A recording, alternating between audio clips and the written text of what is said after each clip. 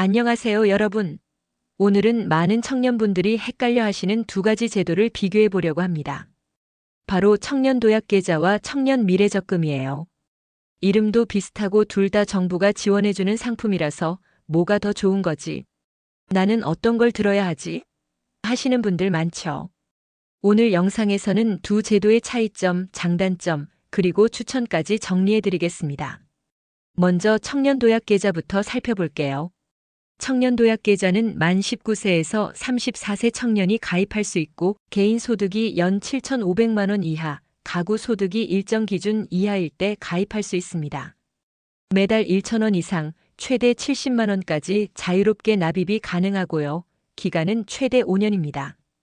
정부에서 소득 수준에 따라 매달 지원금을 얹어주는데 많게는 한 달에 3만 원 넘게 받을 수 있어요. 또 중요한 점, 이자 소득세가 비과세라서 세금으로 깎이는 부분 없이 그대로 수익을 챙길 수 있습니다. 다만 주의할 점은 5년을 채워야 제대로 혜택을 볼 수 있다는 겁니다. 중간에 해지하면 지원금이나 혜택을 못 받을 수 있어서 장기간 유지할 자신이 있는 분들이 선택하면 좋아요. 그럼 청년미래적금은 뭐냐?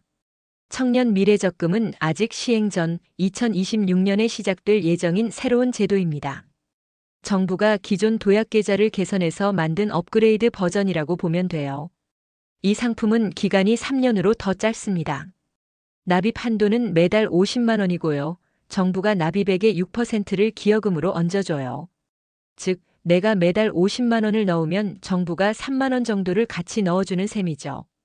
게다가 우대 조건을 만족하면 예를 들어 중소기업에서 3년 근속한다면 무려 12%까지 지원을 받을 수 있습니다. 그럼 3년 만에 2천만 원 넘는 목돈을 만들 수도 있는 거죠. 그리고 이자 역시 전액 비과세라서 세금 걱정이 없습니다. 여기서 가장 중요한 건 차이점이겠죠. 기간부터 다릅니다. 도약계좌는 5년, 미래적금은 3년. 납입 한도도 달라요. 도약은 한 달 최대 70만 원, 미래적금은 50만 원.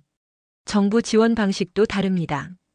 도약계좌는 소득 구간별로 정해진 금액을 지원하고 미래적금은 납입액 비율로 지원해줘요.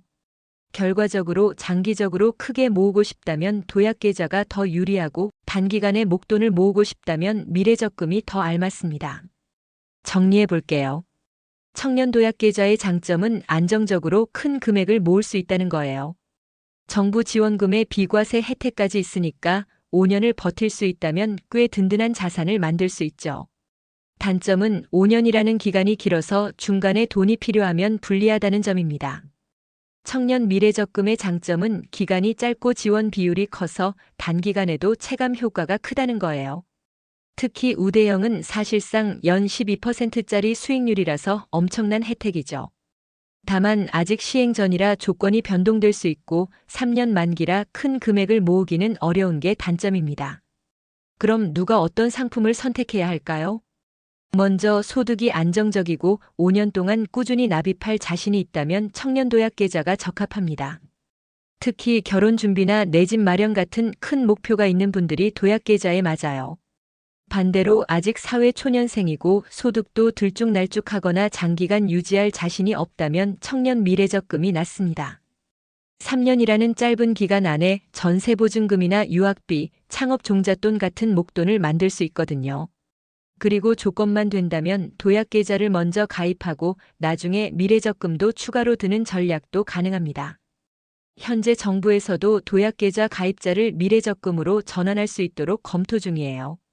정리해보면 도약계좌는 5년 장기 투자로 큰 돈을 모으는 데 적합하고 미래적금은 3년 단기 투자로 빠르게 목돈을 만드는 데 알맞습니다.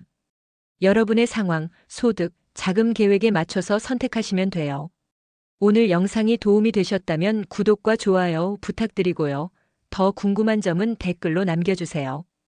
저는 다음 영상에서 또 뵙겠습니다. 감사합니다.